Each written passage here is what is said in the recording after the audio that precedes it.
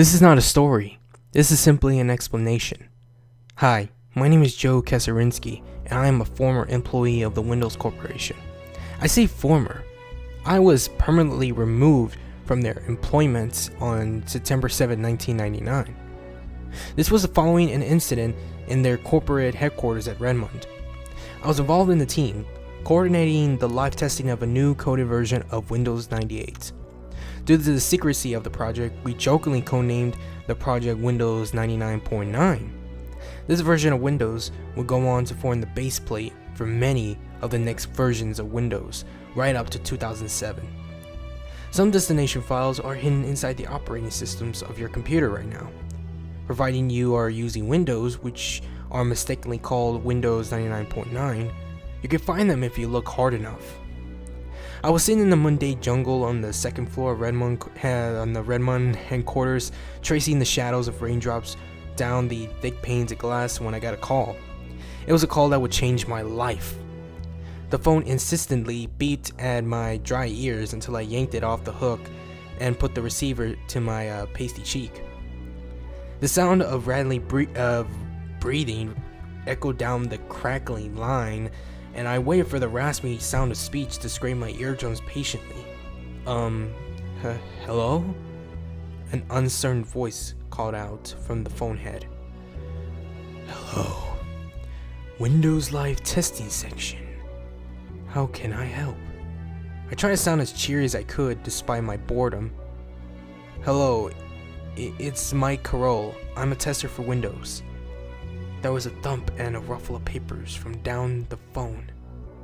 Windows 99.9. What is the nature of your call? I spat down the line through gritted teeth. I'm experiencing some problems with the operating system. What nature of problems? We had done a training seminar on talking to customers recently, so I was pretty good at it. The welcome screen is upside down. I'm getting a bunch of strange error messages. He laughed down the phone. With the wind howling outside and rain smattering against the glass, it sounded a little forced and, more importantly, nervous. I'll be happy to send someone round to take a look.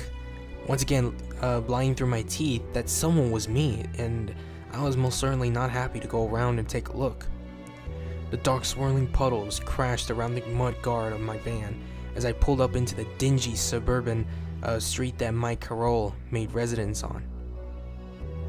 The houses looked dark and empty, sitting dilapidated in the shadows. I strolled up the street looking for the brass number 7 nailed to the peeling paint and rotting wood of a door that would tell me I was in the right place. After stalking through the rain for a good minute, I saw the sign I was looking for. The house was an old brick pile, looking worse for wear against the furious might of the storm. Water ran out of the gutters that were jammed full of sun leaf mulch, pouring onto the concrete path in rivulets that I deftly sidestepped as I approached the door. As I got closer, I came to a cold realization. The door was slightly ajar and flapping gently in the wind, letting the thick droplets of water stain the threadbare a lump to gnaw at the base of my stomach. A growing pit of dread that was sucking at the bottom of my cerebellum, I guess. Pushing open the door with a creak, I took a step inside. Hello, Mr. Carroll? Fear took hold of me. It was just like some shitty horror movie and I didn't like it. In here! A friendly voice split the silence in two from elsewhere in the house, clearly the same man as on the phone. Your front door is wide open, Mr. Carroll. No response came from above, so I gently closed the door and started to mount the dilapidated flight of stairs. 13 steps of creaking later, I reached the shabby landing. Here a bare bulb light was fleeting, illuminating a pair of dark wooden doors and a third smaller door further down the landing to my left. I uncertainly started towards the first door when the cheery voice of Mr. Carroll beckoned me into the furthest one instead. In here! I strode across the squeaky floorboards and pushed at the door. A pasty light was washed across the saggy bookshelves of the office. A dark lump rose from the carpet, shrouded by shadow. As I took another step in, a bell rose in my stomach. I saw that the lump was the comatose body of Mr. Carroll. The bright light was coming from the computer screen, which was completely white, and set as bright as it could go. It scathed the retinas just to look at it. I panicked and dropped to my knees to feel a pulse on the body. It was stone cold to the touch, and clearly no longer alive. Along its face was a horrific burn mark. Skin sizzled like bacon, popped and cracked into a brown, sinewy mass. I jumped back immediately, brain racing to find an explanation for what was happening. Nothing came. He had clearly been dead for hours. How could he have possibly made that phone call, let alone called out to me just a few seconds ago? In futility, I turned to the computer, clicking the mouse while shading my delicate eyes from the unbearable light.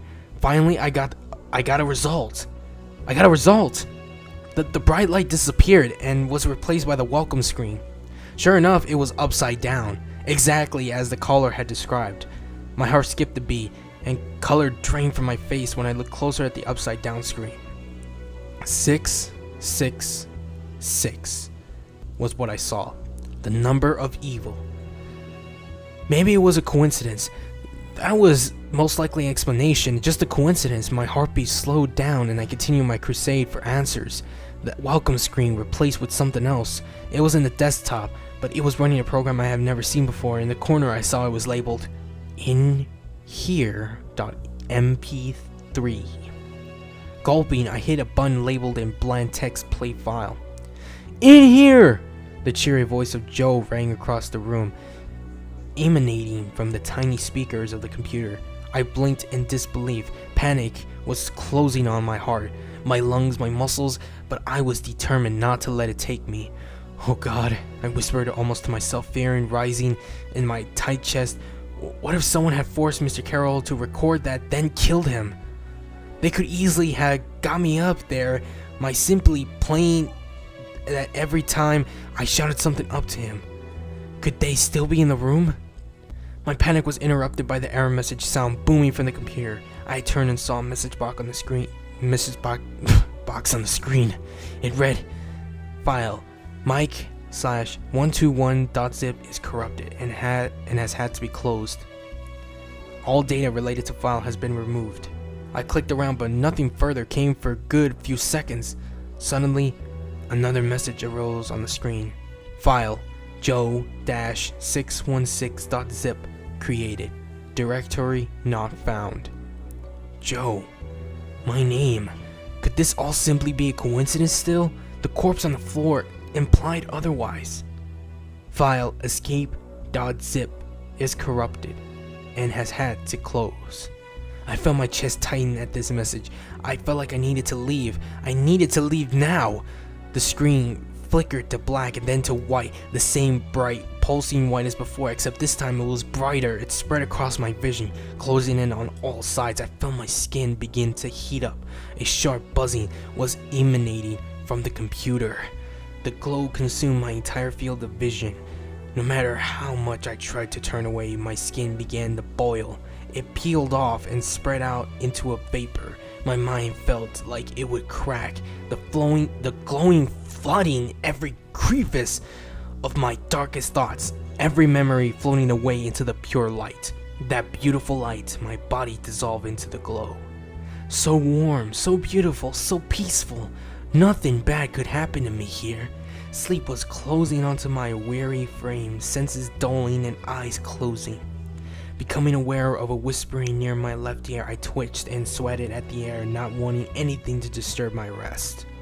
Barely listening to what the whispering was saying, I just heard snatches of the voice occasionally crackling across my consciousness. "Are you?" followed by unintelligible words. "He doesn't want to know. I am now I will control inside. God now. Soon.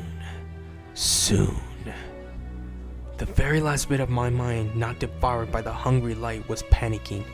The last bastion of awareness would only hold out for a matter of seconds if something wasn't done. Sensing this fear, I began to violently thrash out of this prison of light, limbs contorting in futility, trying to find my way out of the ever-present golden light. Thump! I felt myself crash down at the bottom of the stairs, my bizarre fit over. The light was still clawing at the corners of my vision, but it was rapidly being placed in the dingy hallway of Mr. Carroll's house. Doors still flapping in the furious wind. My stomach clenched as I looked down on my body. My clothes had been torn away. I was covered in hundreds of tiny lacerations, like needle pricks all across my body. They did not want to draw blood, but instead itched like a nest of ants crawling around on my skin, vomiting. My thick green bile poured onto the wraith of the carpet. Barefoot, I ran out of the house out of sheer terror and sprinted down the road exposed towards my van. I swallowed in relief when I reached it, still fully naked and covered in wounds. I ducked inside, fleeing from that thing inside that computer. My breathing began to settle in. I swallowed and turned that key in the ignition. As the van coughed into a resembling rumble of life, I looked back at the house where it resided.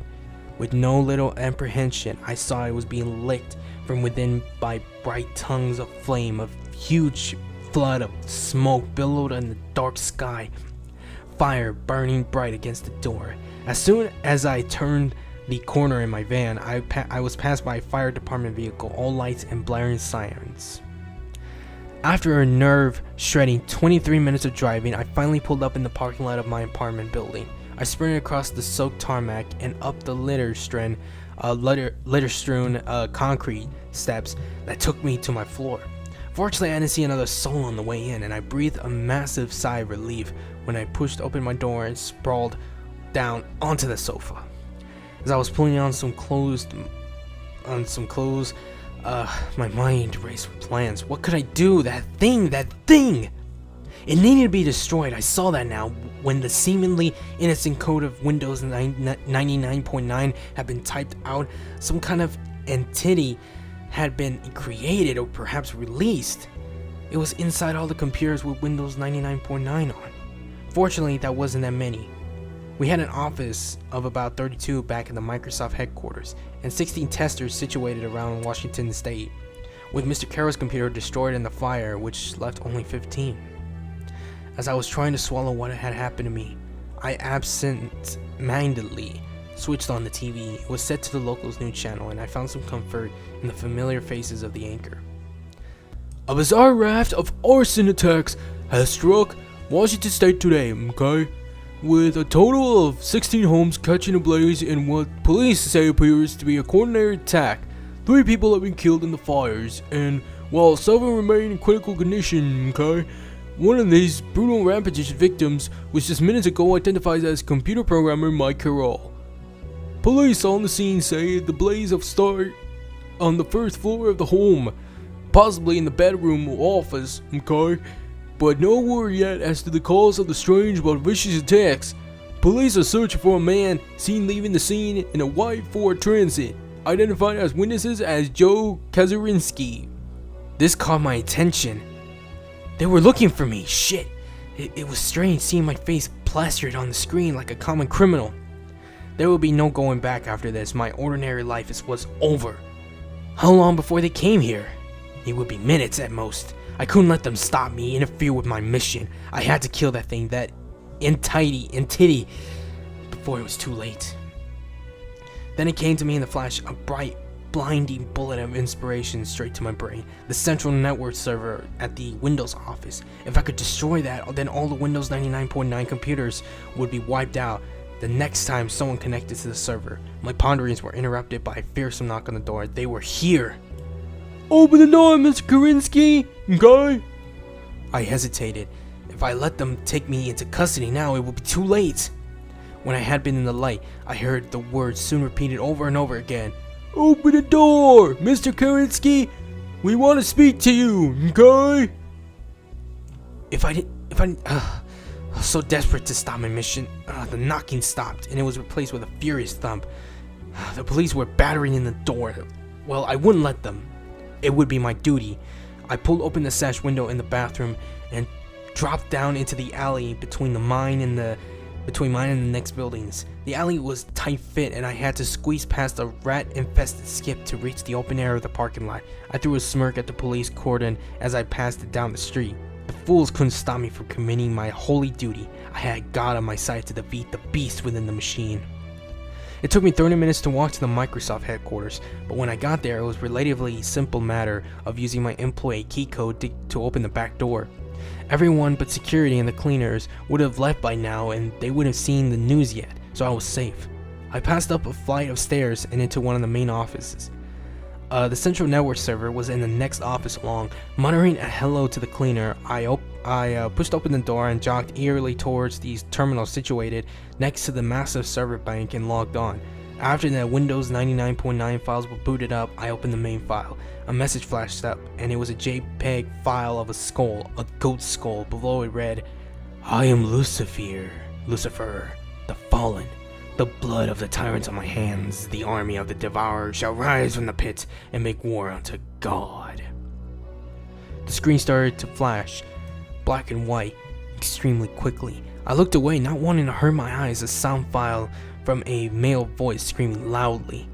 As if in rage, I played out of the room's surround sound speakers while I covered my ears. The screen cut to the bright white from earlier and was quickly joined by all the other monitors in the room. They merged into a single mass of light as the room seemed to bend, forcing my vision around. I ran straight and true with all my might for the door. Self-preservation instinct just kicking in, but I felt my feet fall away from the ground upwards. I was running in the air, caught in the grasp of an invisible beast. My limbs were torn back behind me, and the glowing light once again engulfed me. "You have sinned against me, Joseph," the voice called mockingly. "Fuck you," I shouted, trying to sound as brave as possible. "You must be punished for your sins." I saw the speaker emerge from the light, and it was the image of a goat skull made entirely of lines of code projected in front of me. "You released me from the pit. Now you must suffer in it yourself," it continued sinisterly. "No," I whispered hoarsely, my mind quickly fading into the void of light. "Soon, Joseph, I will be released onto the world, onto this earth, and I shall make an army and rise upon God." I said nothing, cold in the knowledge, and the end was near for me. Soon. I breathed out a final sigh as I felt the bones inside my body twist and snap, tearing at my skin. An almighty roar from behind me threw me forwards. It was a shockwave of an unholy explosion in the server room. The light flashed off as all the computers instantly were dead, and I fell to the floor in the burnt ashes. The entity of code flickered forms, first the goat skull, then the tall-winged man, a child with deer antlers fused to its skull, and finally a snake suspended in the air.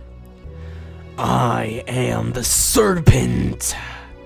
It roared up finally into my already battered eardrums before flickering away. I was left on the floor, burnt and completely paralyzed except for my left arm and hand. I thought that day was that the evil was over, but every time I see a Windows computer, I'm become sure that lurking deep within the code is a silver of the entity. The silver of pure evil. Pure evil. And I'm sure it is willing to do anything to get out.